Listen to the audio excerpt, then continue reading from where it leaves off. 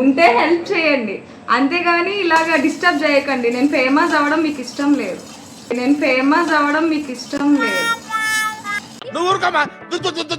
So బాదం పాలకి milk అయితే రెడీ అయిపోయింది అనమాట. సో ఇందాక లాగని పాలన్నీ మాడిపోలేదు, పొంగిపోయాయి.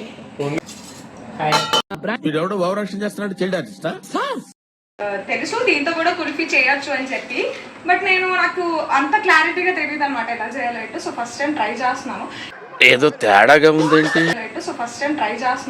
ఎందుకంటే ఇవన్నీ నేను చేస్తాను కానీ నేను ఎలా టేస్ట్ చేయను. ఫస్ట్ మా తమ్ముళ్ళకే పెడతాను, వాళ్ళంటే నాకు చాలా ఇష్టం. తమ్ముళ్ళకే పెడతాను.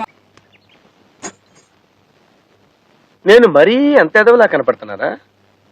ఓ మాదిరిగా కూడా కనపడలేదా? అయితే దీంట్లోకి గార్నిషింగ్ కొన్ని చూసుకుందాం. అంటే లైక్ బాదం పప్పు, జీడిపప్పు కట్ చేసుకుందాం. ఇది కూడా పెద్ద పని అంటే అఫ్ కోర్స్ ఇది కూడా పెద్ద పనే. టాలెంట్ అంతా తొక్కేశారమ్మా. సో ఈ లోపల గార్నిషింగ్ కోసం జీడిపప్పు అండ్ బాదం, కిస్మిస్ కూడా తీసుకున్నాను. నచ్చితే ఇంకా ఏ డ్రై ఫ్రూట్స్ అయినా వేసుకోవచ్చు. బయట ఎవరికైనా పెట్టాలనుకుంటే మాత్రం ఇవేం వేయకండి. ఓహో, కామెడీ చేస్తున్నావా? మీ తమ్ముళ్ళకి, మీ ఇంట్లో వాళ్ళకి పెట్టాలనుకుంటే మాత్రం ఇవే కాదు, గన్నేరు పప్పు, ఇలాంటి ఆప్షన్స్ చాలా ఉన్నాయి. ఏం మాట్లాడతాడు నువ్వు? ఏం మాట్లాడతాడు?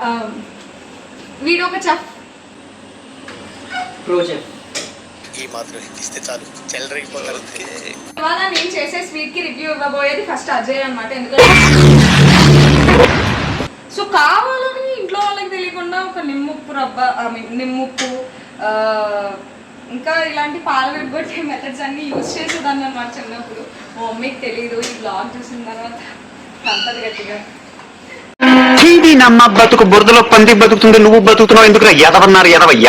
చాక్లెట్ సిరప్ ఉంటుంది, హనీ సిరప్ ఉంటుంది.